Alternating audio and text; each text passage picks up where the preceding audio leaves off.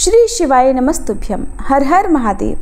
किटकट stories channel की सावन मास कथा श्रृंखला के 6वें दिन बुधवार के इस पावन अवसर पर आप सभी श्रद्धालु श्रोताओं का हृदय से स्वागत है। आज का दिन समर्पित है बुद्ध देव को, जो वाणी, विवेक और ज्ञान के देवता हैं, और श्री गणपति बप्पा को, जो समस्त विघ्नों का नाश करते हैं और शुभारंभ के देव हैं। आज के दिन हम ध्यान करते हैं भगवान शिव के सदाशिव रूप का, जो सर्वज्ञ, सर्वदर्शी, शांत और करुणामयी है। माता पार्वती का, जो शक्ति और स्नेह की स्वरूपा हैं। श्री गणेश जी का, जो मंगलकर्ता और बुद्धि प्रदाता हैं। बुद्ध देव का, जो विवेक, शुद्धता और संवाद के स्वामी हैं। और आज के अध्याय से पहले हम सभी भगवान से विशेष प्रार्थना करें। हे सदाशिव, आप जो कालातीत हैं, ब्रह्मा, विष्णु और रुद्र में एकमात्र अद्वितीय तत्व हैं, हम सब आपके श्री चरणों में श्रद्धापूर्वक नमन करते हैं। आपके ज्ञान से अज्ञान का नाश होता है और आपकी कृपा से भीतर की शांति जन्म लेती है। हे गणपति बप्पा, आप हमारे मन के भ्रम, संकोच और विघ्नों को हरें। सावन मास में की गई भक्ति को आप शुभारंभ और सिद्धि तक पहुँचाएँ। हे बुद्ध देव, हमें मधुर वाणी, निर्मल बुद्धि और धर्मयुक्त विवेक का आशीर्वाद दें, ताकि हम अपनी साधना को सही दिशा में आगे बढ़ा सकें। हे माँ पार्वती, हमें संकल्प, सेवा और प्रेम की शक्ति दें और हमारी पूजा में आई त्रुटियों को क्षमा करें।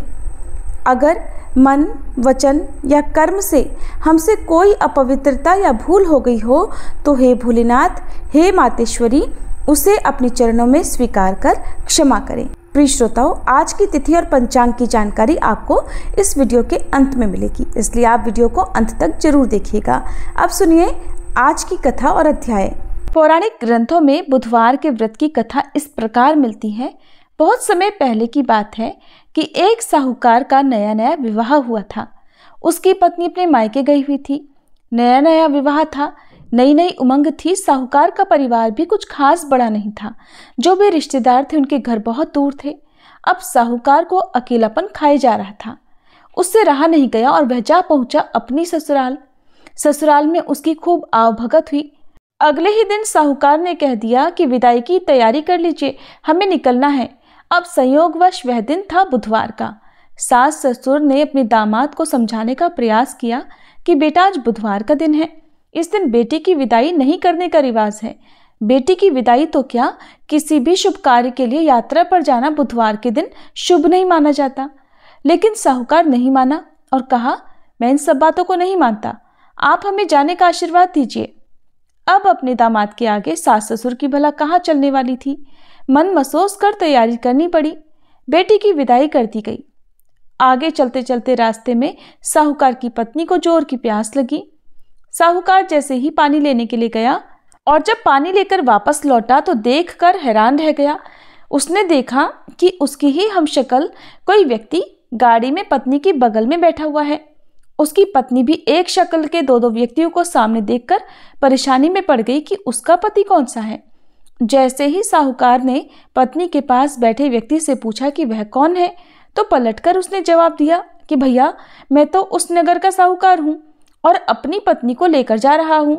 तुम बताओ, तुम कौन हो और मेरी पत्नी पर तुम अपना अधिकार क्यों जमा रहे हो। ऐसे बहस करते करते दोनों में विवाद बढ़ गया।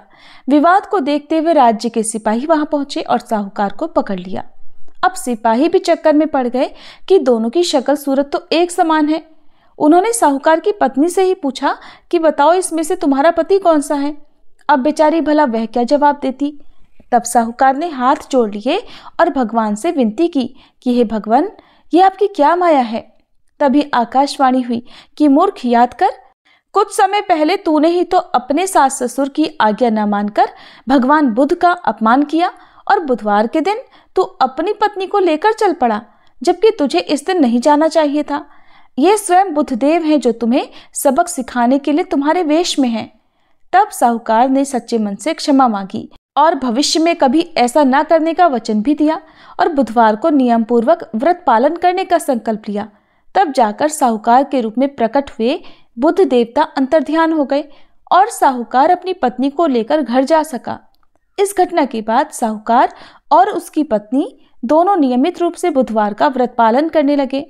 मान्यता है कि जो भी व्यक्ति इस कथा को कहता या सुनता है, पढ़ता है, उसे बुधवार के दिन यात्रा करने पर भी कोई दोष नहीं लगता और समस्त सुखों की भी प्राप्ति होती है।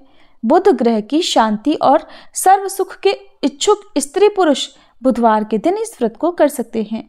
ज्ञान, बुद्धि, कार्य, व्यापार आदि में उन्नति के लिए भी बुधवार का व्रत बहुत ही शुभ और फलदायी माना जाता है। आज के दिन बुध देवता के साथ साथ भगवान गणेश जी की पूजा का भी विधान है। ये थी बुधवार व्रत कथा। अब सुनिए सावन मास महात्म्य का आज का अध्याय। एक समय पार्वती जी ने शिव जी से पूछा, हे देव, दैत्य लोग आपका प्रसाद पाकर तीनों लोकों में उत्पात करते और इंद्र आदि देवताओं को भी अपने स्थान से भगा देते हैं।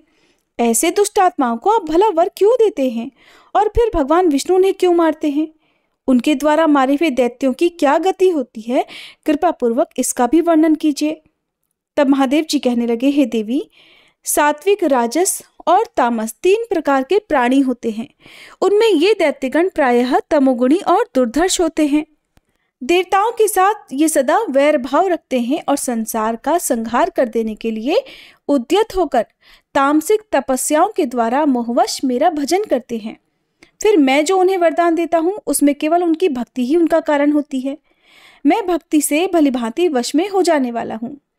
तपस्या के अनुसार वर पाकर वे पापात्मा दैत्य जो विष्णु जी के द्वारा मारे जाते हैं उसका रहस्य भी मुझसे सुनो। मैं और श्री विष्णु जो भिन्न भिन्न प्रतीत होते हैं उसमें गुण भाग कारण है। वास्तव में हम दोनों अभिन्न हैं। हम में आराध्य और आराधक आदि का भेद भी सामान्य है।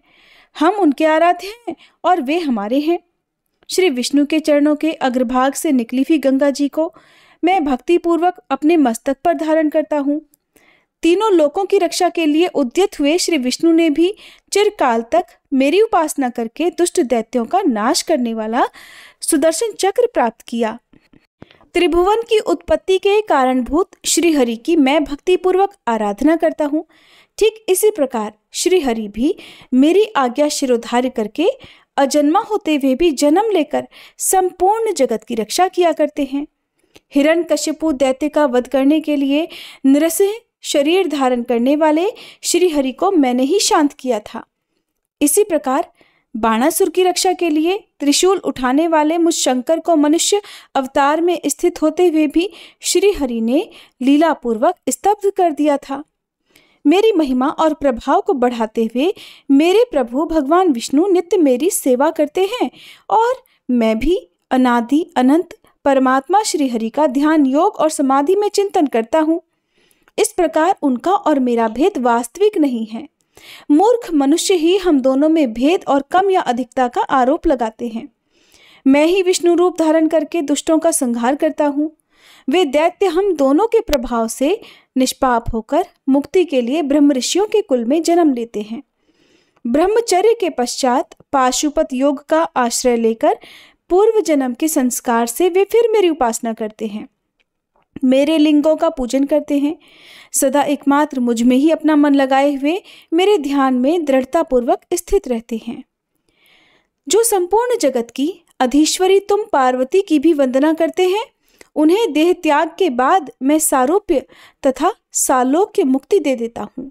धर्मशास्त्र के अनुकूल आचार के कारण वे साधु पुरुषों और मुनियों द्वारा निंदित भी नहीं होते। तीर्थ यात्रा के प्रसंग से वे ब्राह्मण लोग जब यहाँ आते हैं तब मैं उन्हें अपने स्थान पर ले आता हूँ और तुम उन भोजनार्थी तपस्वी जनों को तरह तरह के उपहारों से तृप्त करती हो। देवी, फिर वे सभी धर्मों में तत्पर होकर श्री सोमेश्वर देव की पूजा करते हैं और शरीर का अंत होने पर परम दुर्लभ मोक्ष प्राप्त कर लेते हैं। ब्राह्मण लोग कहते हैं कि हे चंद्रदेव, पार्वती जी के पूछने पर भगवान शिव ने यही कहा था। वहीं देवर्षि नारद ने दोनों का वह सब संवाद सुना और कथा गोष्ठी में हमारे पूछने पर वह सब वृतांत बतला दिया। ब्राह्मणों के ऐसा कहने पर सोमदेव प्रसन्न होकर अपने लोक को चले गए और फिर उनकी आज्ञा से वे ब्राह्मण भी सोमेश्वर देव की यथावत पूजा करते हैं। जिस मनुष्य ने सोमवार से लेकर 8 दिनों तक सोमेश्वर देव का पूजन किया है, उसने सभी प्रकार के दान और संपूर्ण महाव्रतों का अनुष्ठान कर लिया है। महादेव जी कहते हैं, हे पार्वती, कैलाश के उत्तर निषद पर्वत के शिखर पर स्वयं प्रभा नामक एक विशाल पुरी है। उसमें धनवाहन नाम के एक गंधर्व राज रहते थे। उनकी पत्नी बड़ी मनोहर थी। उसके साथ रहकर वे वहां दिव्य भोगों का उपभोग करते थे। समयानुसार उनके 8 पुत्र हुए। पुत्रों के बाद एक कन्या उत्पन्न हुई जिसका नाम गंधर्व सेना था। वह पिता की आज्ञा से बहुत सी कन्याओं के साथ तरह तरह के वृक्षों, लताओं, फलों और फूलों से सुशोभित सुंदर उद्यान में खेला करती थी।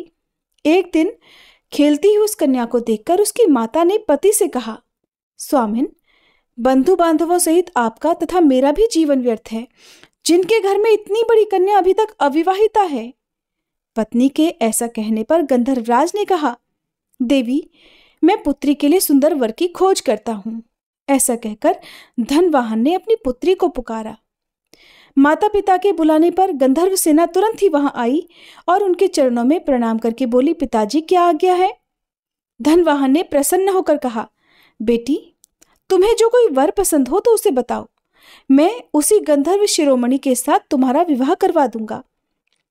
पिता के ऐसा कहने पर कन्या कहने लगी, पिताजी, क्या तीनों लोकों में मेरे रूप के करोड़वें अंश की भी बराबरी करने वाला कोई है? उसकी ये अद्भुत बात सुनकर माता पिता भौचक्के से रह गए और आपस में बोले, हमारी पुत्री ने ये अच्छी बात तो नहीं कही। गंधर्व सेना उस विशाल उद्यान में पहले की तरह अपनी सखियों के साथ खेलने में मगन हो गई। वसंत का समय था। वह झूला झूल रही थी। उसी समय गणनायक शिखंडी दिव्य विमान पर बैठा हुआ वहां आ निकला। उसने आकाश से ही उस कन्या को देखा। मध्याह्न संध्या का समय था। वह अपने विमान से उतरा और उसी उद्यान में ठहर गया।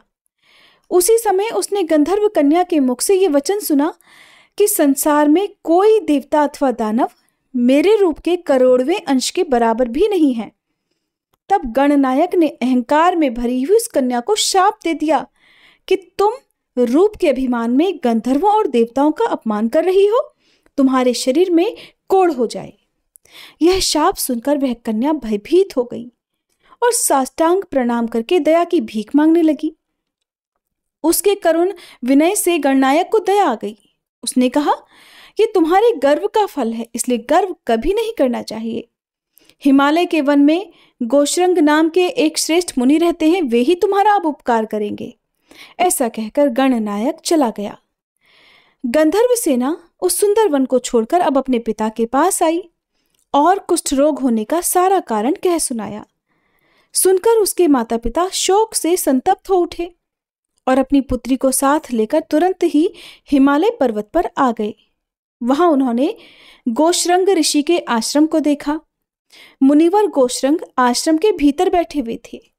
उनका दर्शन करके स्तुति प्रणाम करने के बाद वे दोनों गंधर्व दंपत्ति उनके आगे भूमि पर बैठ गए।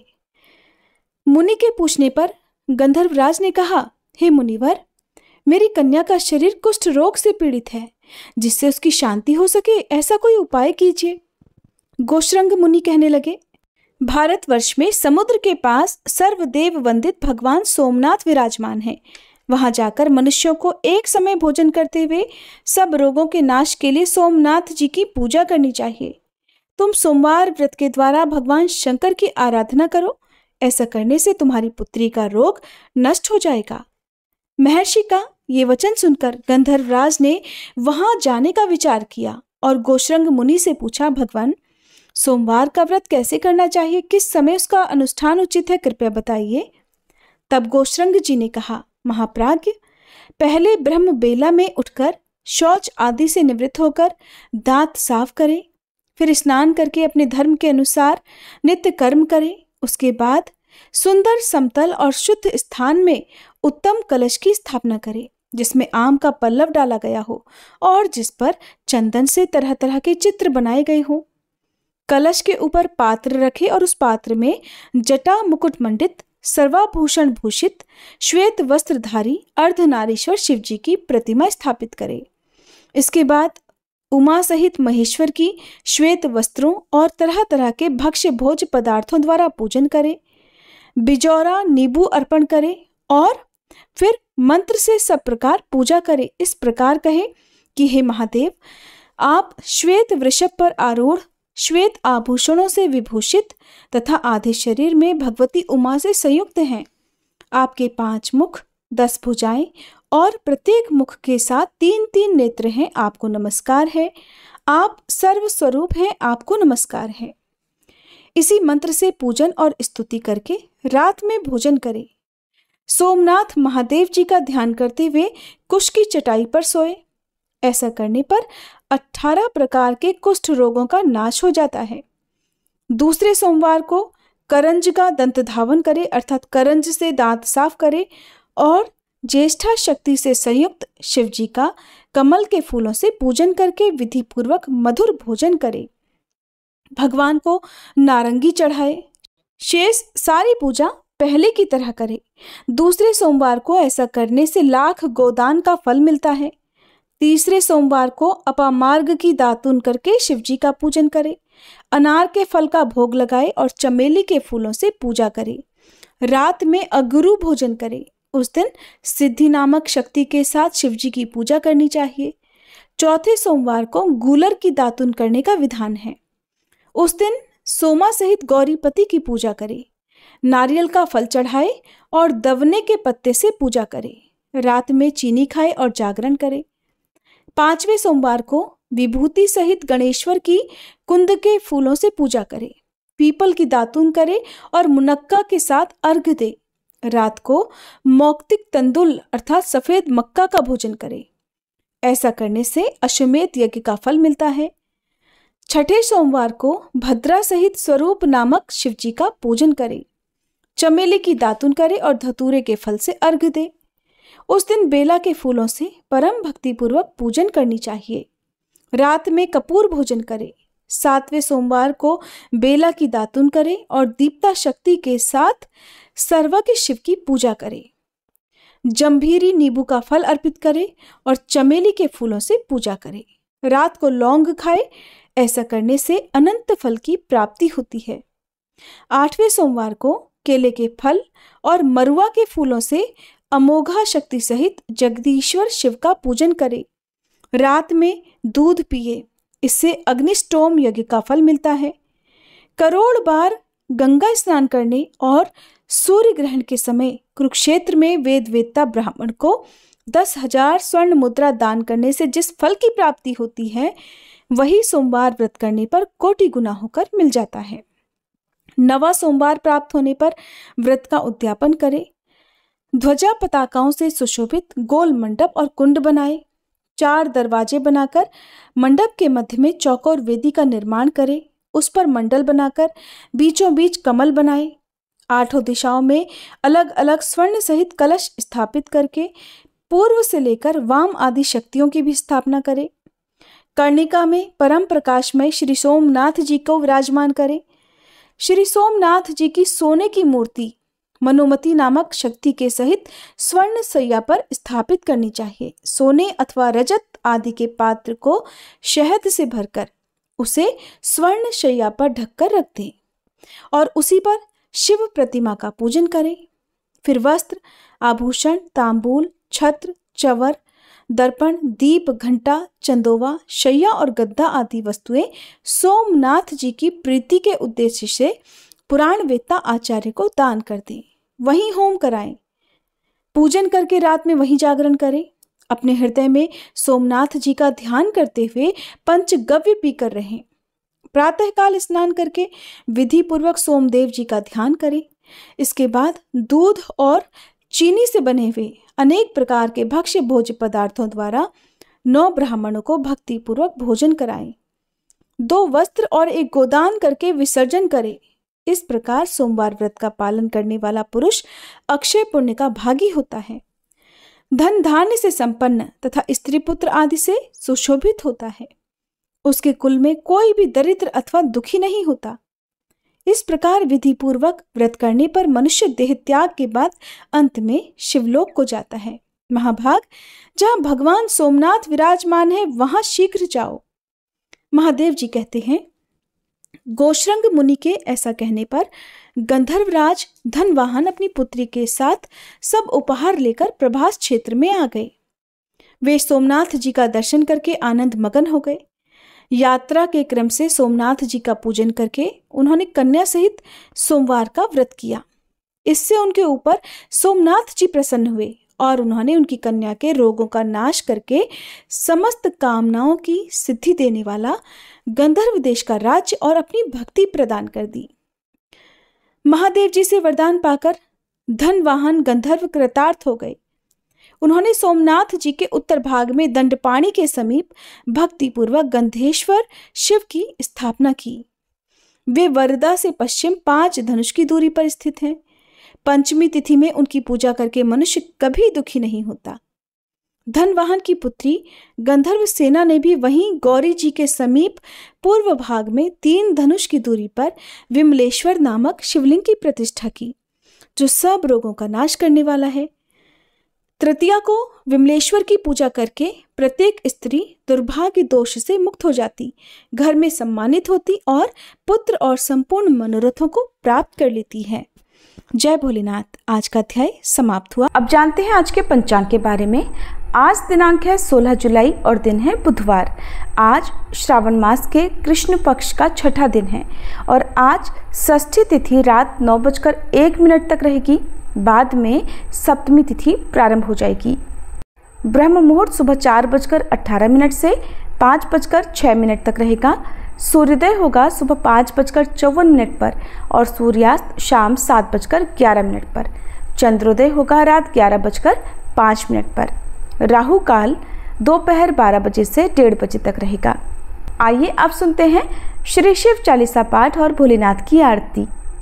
जय गणेश गिरिजासवन मंगल मूल सुजान, कहत अयोध्या दास तुम देहु अभय वरदान।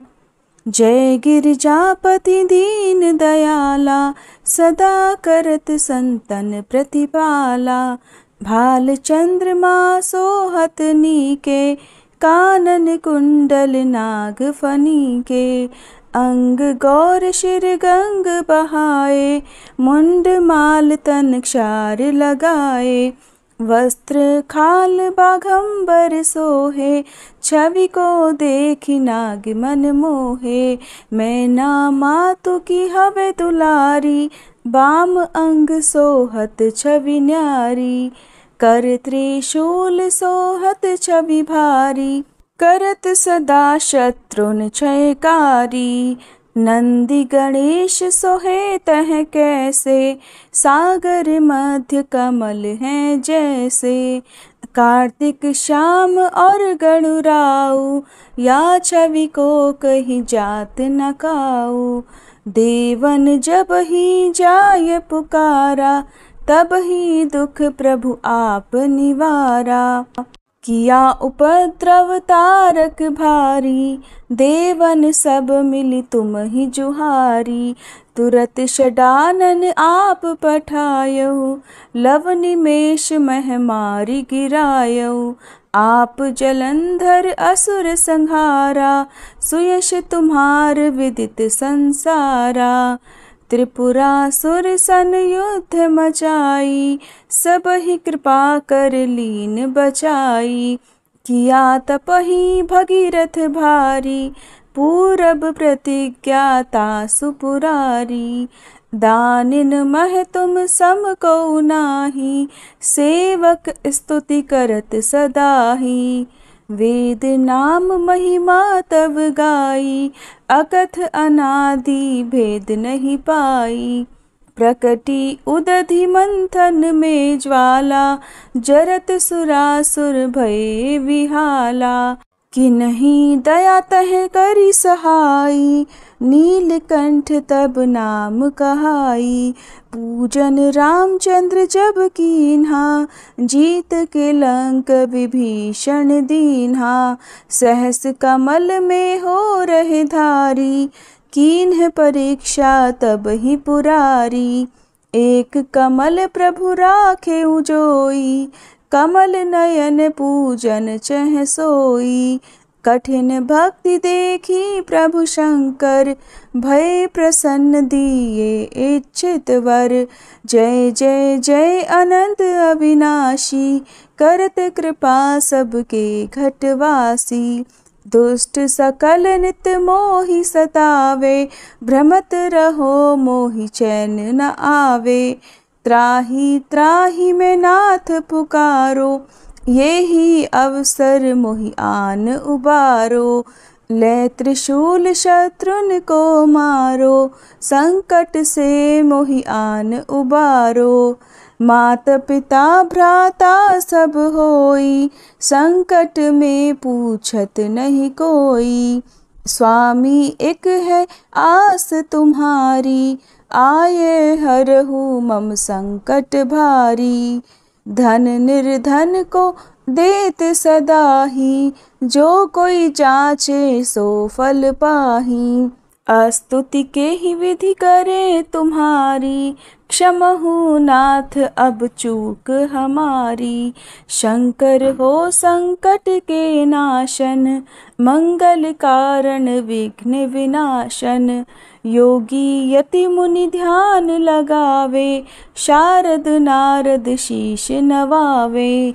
नमो नमो जय नमः शिवाय, सुर ब्रह्मादिक पार न पाए। जो यह पाठ करे मन लाई, तापर होत है शंभु सहाई। ऋनिया जो कोई हो अधिकारी, पाठ करे सो पावन हारी। पुत्रहीन कर इच्छा जोई, निश्चय शिव प्रसाद तेहि होई। पंडित त्रयोदशी को लावे, ध्यान पूर्वक होम करावे। त्रयोदशी व्रत करे हमेशा, ताके तन नहीं रहे कलेशा। धूप दीप नैवेद्य चढ़ावे, शंकर सम्मुख पाठ सुनावे। जन्म जन्म के पाप नसावे, अंत धाम शिवपुर में पावे। कहे अयोध्या दास आस तुम्हारी, जानी सकल दुख हरहु हमारी। नित नेम कर प्रातः ही, पाठ करो 40, तुम मेरी मनोकामना पूर्ण करो जगदीश। मगसर छठी है मंत्र ऋतु, संवत 64 जान। स्तुति 40 शिव ही, पूर्ण कीन कल्याण। ओम जय शिव ओमकारा, स्वामी जय शिव ओमकारा।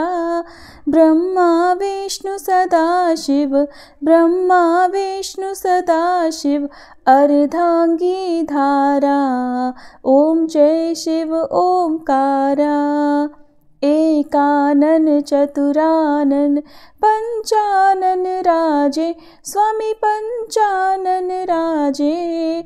हंसासन गरुड़ासन, वृषवाहन साजे। ओम जय शिव ओमकारा। 2 भुज 4 चतुर्भुज, 10 भुज अति सोहे, स्वामी 10 भुज अति सोहे। त्रिगुण रूप निरखता, त्रिभुवन जन मोहे। ओम जय शिव ओमकारा। अक्षमाला वनमाला, मुंडमाला धारी, स्वामी मुंडमाला धारी। चंदन मृग मद सोहे, भाले शशिधारी। ओम जय शिव ओमकारा। श्वेतांबर पीतांबर, बाघांबर अंगे, स्वामी बाघांबर अंगे। सनकादिक गरुड़ादिक, भूतादिक संगे। ओम जय शिव ओमकारा। कर के मध्य कमंडल, चक्र त्रिशूलधारी, स्वामी चक्र त्रिशूलधारी। सुखकारी दुखहारी, जग पालनकारी। ओम जय शिव ओमकारा।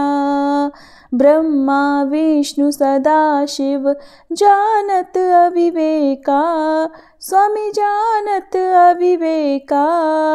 प्रणवाक्षर में शोभित, ये तीनों एका। ओम जय शिव ओमकारा।